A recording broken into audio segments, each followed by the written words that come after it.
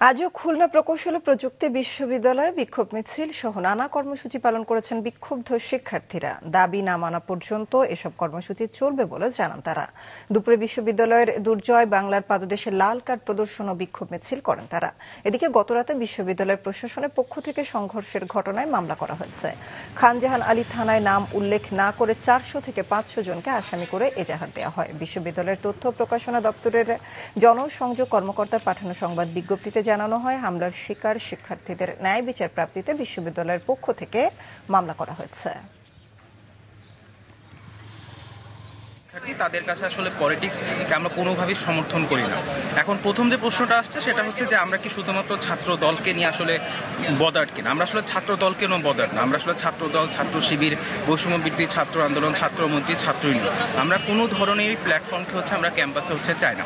এখনো আমাদের ক্যাম্পাস পুরোপুরি নিরাপদ বলে আমরা বিশ্বাস করি না, কারণ আমাদের ক্যাম্পাসে অরক্ষিত অনেক স্পেস আছে। আমাদের কিছু দাবি আংশিকভাবে মেনে নিয়েছে, কিন্তু সম্পূর্ণ দাবি মেনে নেয়নি। এটাই এই জন্যই আমরা কুয়েট প্রশাসনকে বর্জন করছি, কুয়েটের ভিসির অফিসকে বর্জন করছি।